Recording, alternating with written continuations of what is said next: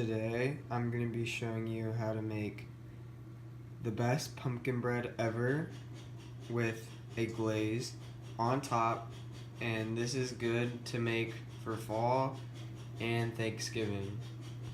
Now my first step is to mix 1 cup of pure pumpkin, 1.5 cups of sugar, a half cup of vegetable oil, 1/3 cups of milk, and 2 eggs.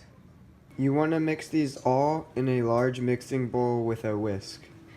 This is how it should look when it is all mixed together. Now, in a separate bowl, you want to mix 1 3/4 cups of flour, 1 teaspoon of baking soda, 1.5 teaspoons of salt, 1 teaspoon of ground cinnamon, and 1/2 teaspoon of ground nutmeg.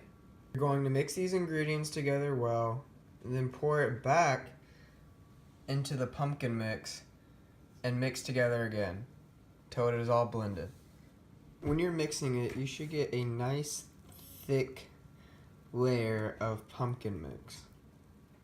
Now once you're done mixing your pumpkin mix, you're going to pour it evenly into your pans that you have. The recipe is for a 12 loaf, but I have 2 6 loaves, so I'm going to distribute my mix evenly into these 2 pans. And then you're going to put it in your oven and bake it at 350 degrees.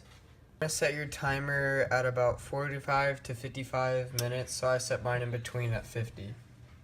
Once you've taken it out of the oven, after the time that's been set, now you're going to make your glaze.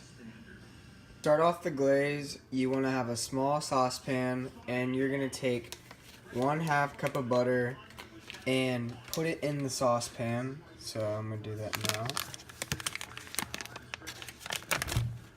There's my 1/2 cup of butter. And you want this to start sizzling and turn not a brownish color, but an amber, because the brown can taste a little too strong in the glaze. Once you have the amber brown that you want to take it off the burner that it was on, and you're going to add 1 cup of powdered sugar and 2 tablespoons of maple syrup, so I'll do that now. You're going to want to stir this glaze together, and you want to stir it well. If it's a little too thick and you want it to be a little thinner, you can add milk to it to even out the consistency. But once you're done with this, you're going to layer it on top of your bread and let it sit for 30 minutes, and then you can enjoy.